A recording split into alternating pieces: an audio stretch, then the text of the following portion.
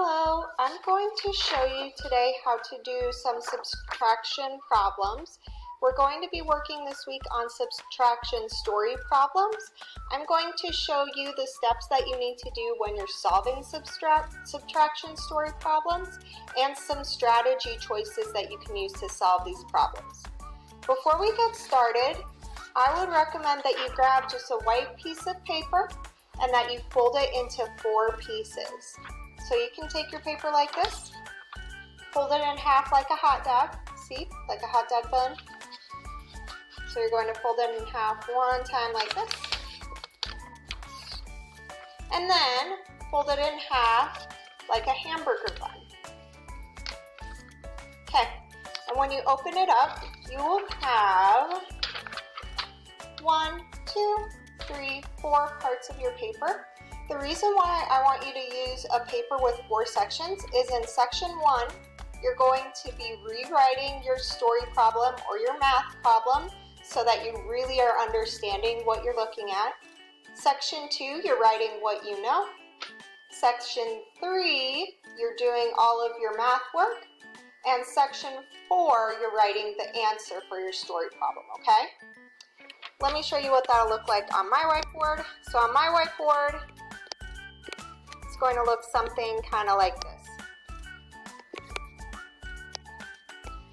Oops, okay, so this is section 1, section 2, section 3, and section 4. I'm going to make section 2 just a little bit larger. There we go. And make section 2 just a little bit larger so we can write more of what we know. I'll do that in a second. Okay, let's go ahead and read our story problem in section 1. Section 1 says, Kira and Jake both have rainbow stickers. Kira has 35 stickers and Jake has 10 fewer stickers than Kira. How many stickers does Jake have? So the first thing you're going to do is you're going to write this story problem or whatever story problem you get onto the first section of your piece of paper. The next thing you're going to do is once you rewrite your story problem, in section 2 you're going to write what you know. What do we know so far about our story problem? One thing we know is that Kira and Jake, I'm going to make a little bulleted list. Remember, bulleted just means a little dot before it. Okay, we know that Kira and Jake, I'm just going to write K and J for Kira and Jake, both have stickers.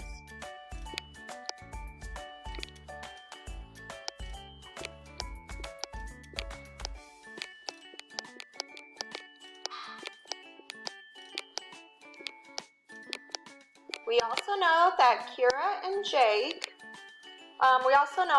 Kira has 35 stickers, so K has 35 stickers. I'm just going to write K for Kira, has 35 stickers.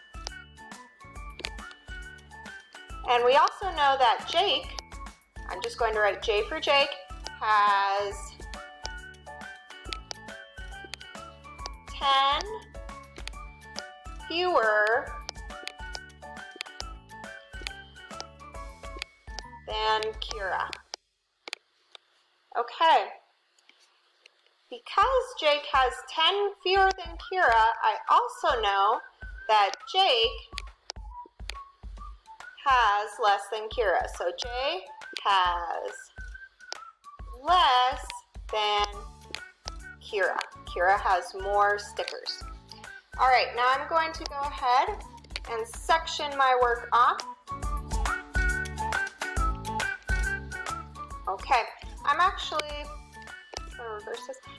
going to use this as my section 3 because I have a little bit more room on my whiteboard, but on your paper, all of these sections should be pretty even. Okay, so in section 3, this is my work spot. I'm going to choose a few strategies to show you how to solve this problem. The first strategy I'm going to show you is with our sheets, strips, and singles.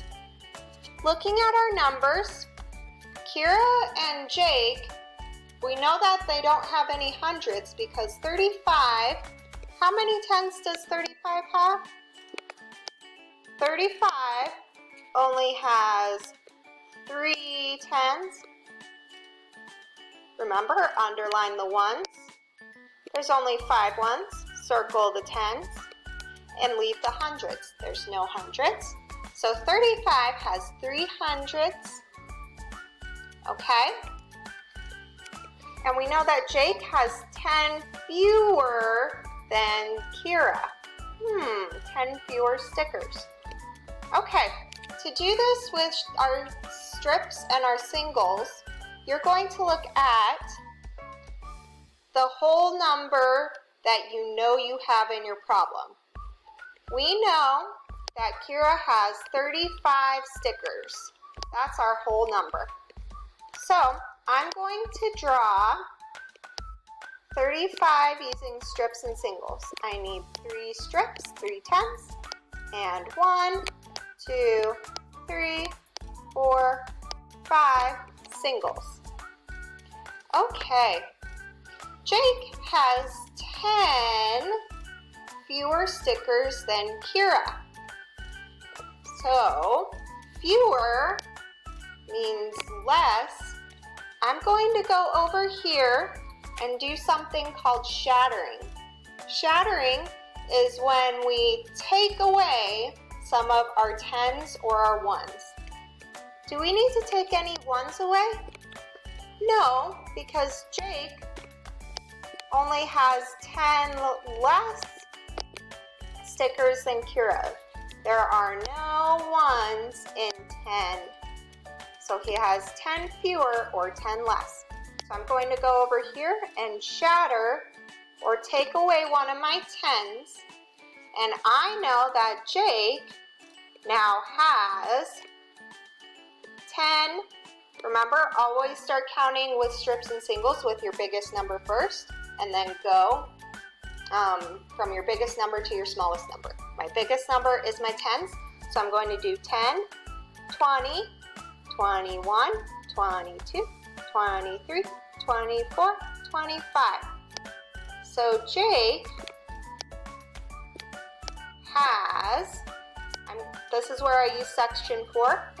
So in section 4 of your folded up piece of paper, you're going to write the answer to your story problem. And remember, when we write the answer to our story problem, we always have to write a sentence. So Jake has 25 stickers.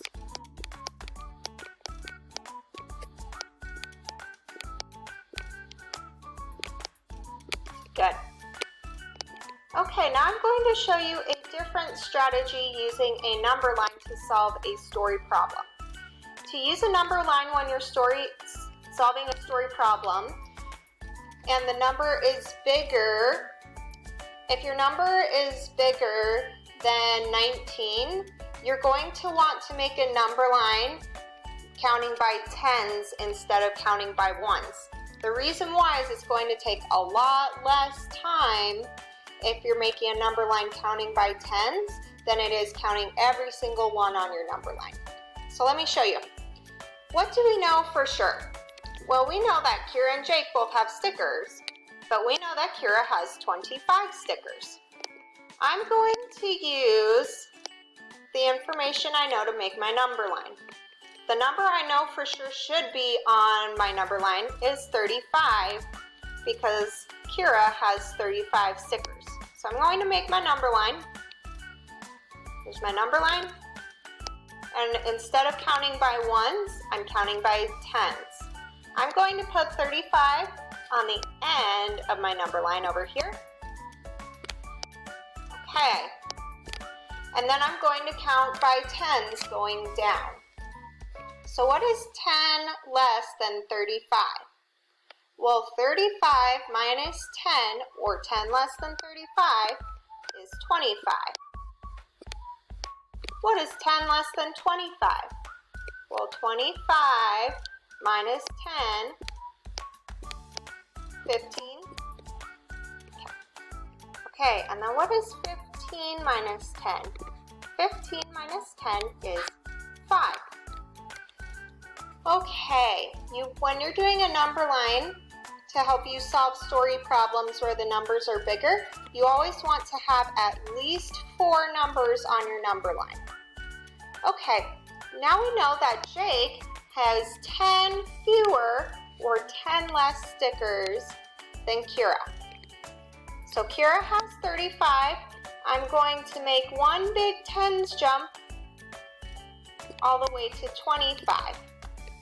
Ooh, so now I know my answer is 25 because 35 minus 10, 10 fewer, minus 10 is 25. So I'm going to write Kira has 25 stickers. Okay, here's our last strategy. On the screen, I've drawn how many a kind of graph to show how many stickers Kira has and then how many stickers Jake has. So we know that Kira has 35 stickers, and we know that Jake, we don't know how many stickers he has, but our problem told us that Jake has 10 fewer stickers. How did I know to draw this bar graph shorter than Kira's? Well, if Jake has fewer stickers or less stickers, I could see in my mind movie that Jake's sticker book would have less stickers than Kira's sticker book. So I knew that this would not be the same size as Kira's, and it would not be bigger than Kira's. It would be smaller because Jake has less stickers. Okay, so we know that Jake has 10 fewer stickers. How could we show on our sketch that information? Okay, as you can see on this graph, do you see how Kira's graph, it sticks out a little bit more than Jake's graph? We could see that Kira has 10 more stickers than Jake. So I'm going to do that and draw a 10, like a little backwards M, and draw a 10 to show that this Kira has 10 more, see, that's an upside down M, 10 more stickers than Jake, and that they do not have the same amount. Okay, in this empty space, let's think about what Jake would have to do if he wanted the same amount of stickers as Kira. He would need 10 more stickers to get to 35 stickers. Okay. I think you might know the answer to this question already. We've gone through a few strategies, but since we know that 35, Kira has 35, Kira and Jake both have rainbow stickers, Kira has 35, Jake has 10 fewer than Kira, 35, how many stickers does Jake have?